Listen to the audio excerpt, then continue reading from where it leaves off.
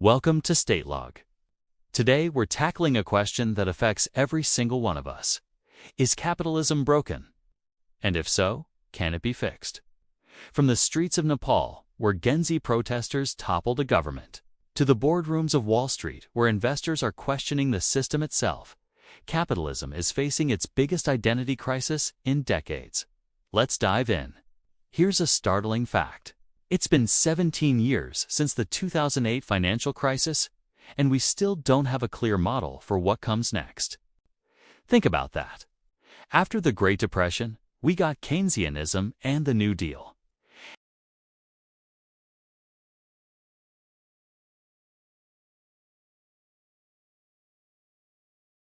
According to author Rukir Sharma, capitalism hasn't failed. It's been ruined. And the culprit: government intervention. Consider these numbers. Over the last 20 years, America has introduced 3,000 new regulations per year.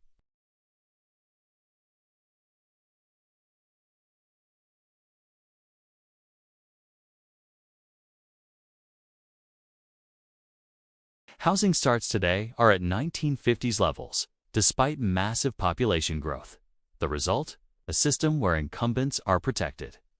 New challengers can't break through, and young people are losing faith entirely. In fact, when polled, most young Americans say something shocking.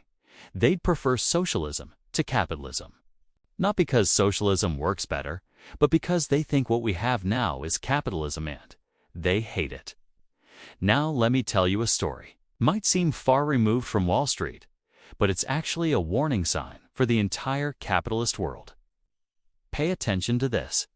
In September 2024, Nepal erupted. Gen Z protesters took to the streets.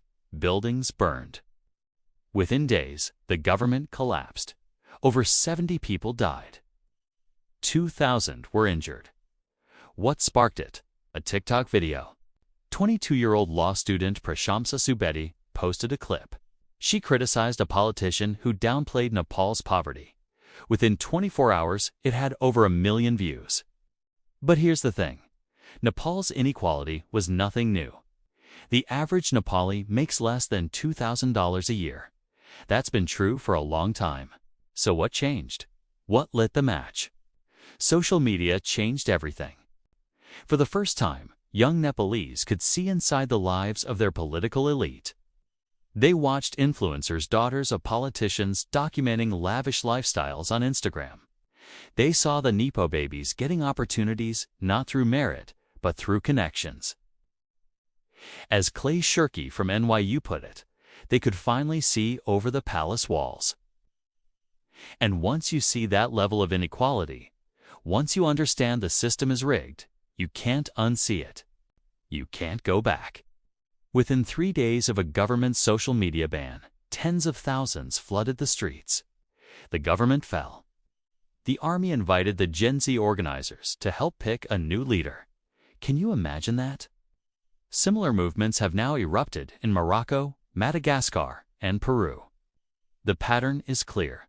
Social media plus inequality plus lack of opportunity equals revolution.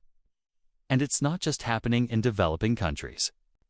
Back in the United States, capitalism is facing a quieter crisis, but one that could reshape the entire economy.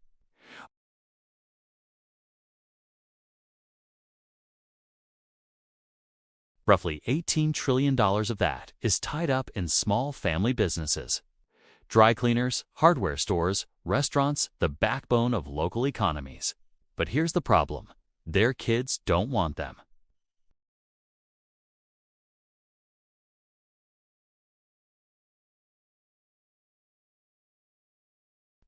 They don't want the 6 a.m. starts, the endless hours, the stress of payroll. And most of these business owners have no succession plan. Gary Bachner runs a dry cleaning business on Long Island. His father started it in 1961. He's worked 6 days a week for 35 years.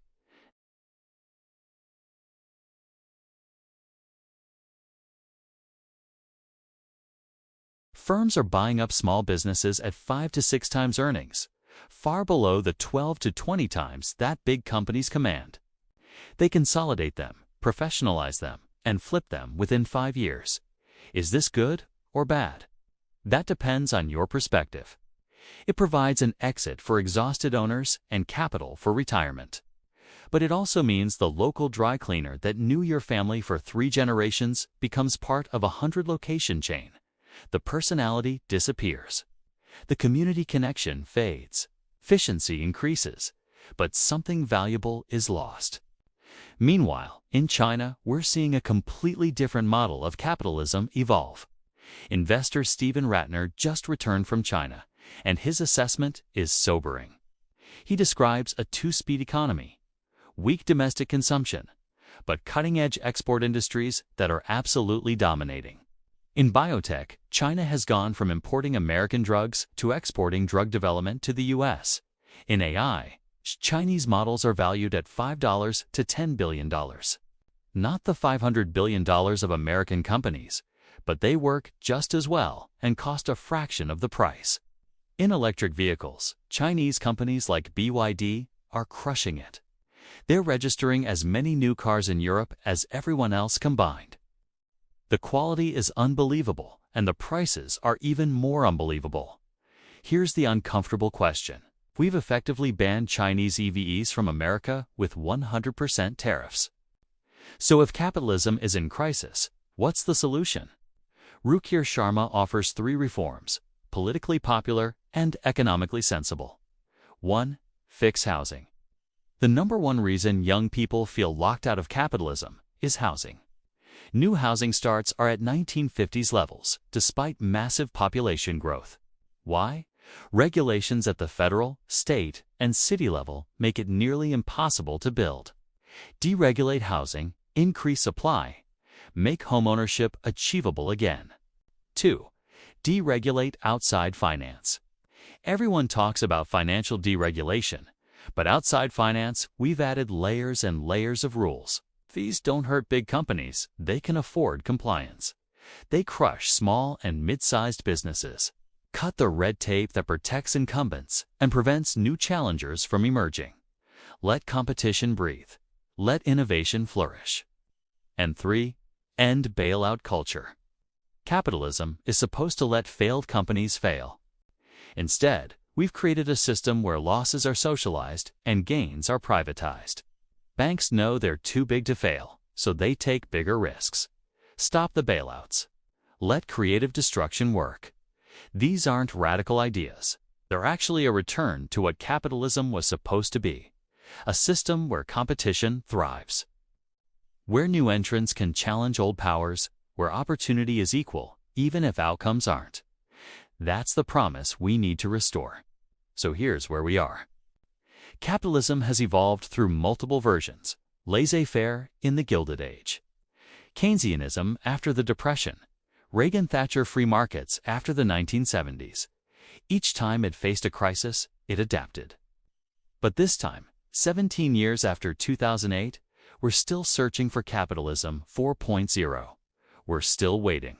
Young people in Nepal who toppled their government, the Gen Z Americans who prefer socialism to our current system, the small business owners with no succession plan, the Chinese companies building better products for less money, they're all telling us the same thing. The current model isn't working. Change is coming, whether we're ready or not. The question isn't whether capitalism will change.